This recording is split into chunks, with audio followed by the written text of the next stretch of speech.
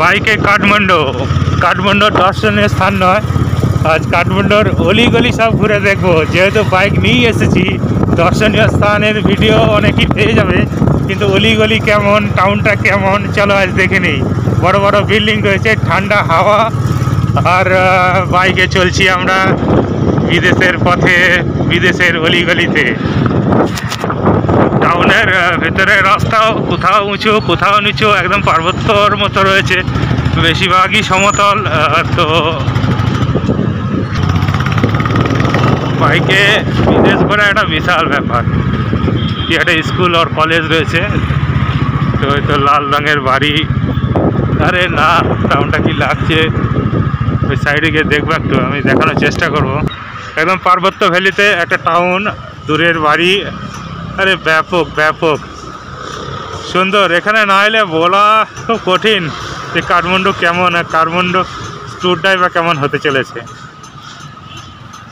সুন্দর রাস্তাঘাট, চারিদিকে পাহাড়, মাঝখানে একটা বিশাল শহর, যতদূর মেঘ যায়। চলো আমরা নেক্সট দেখি, এগিয়ে যাই।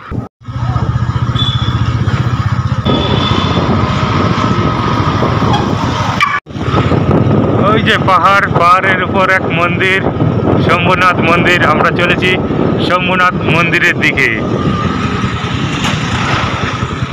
আরে বিদেশে বাইক চালিয়ে যাওয়া ভাই, এই যে মানে যদি আসো অবশ্যই বাইকে এসো, কারণ ভালো লাগবে।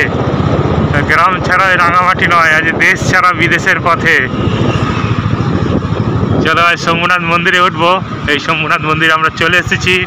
শম্ভুনাথ মন্দিরের ভিডিও অবশ্যই আপলোড করব, তার আগে কাঠমান্ডুর শহরটা একটু ভালো করে দেখে নিই। এখন তো চলেছি থামেল শহর, যা ব্যাংকক, গরিবের ব্যাংকক নামে পরিচিত। খুব সুন্দর একটা শহর, পরিষ্কার পরিচ্ছন্ন। রাস্তার দুপাশে বড় বড় বাড়ি, এবং বাড়িগুলোর উচ্চতাও একটা সমতা রেখে তৈরি করা হয়েছে। তো সত্যিই কেন ব্যাংকক বলে সেটা বুঝতে পারছি। আর বলে রাখি, এই সুন্দর শহরে ঘোরার জন্য ভারতীয়দের কোনো ভিসা বা পাসপোর্ট লাগে না, কেবল ভোটার আইডেন্টি কার্ড থাকলেই আপনি এই বিদেশি শহরে ঘুরতে পারবেন। অনলাইন ফুড ডেলিভারি বয় এখানে সাইকেলে করেই ফুড ডেলিভারি দেওয়া হয়, দেখা যাচ্ছে।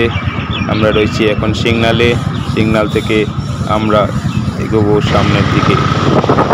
রাস্তাঘাট কত পরিষ্কার পরিচ্ছন্ন বুঝতেই পারছেন।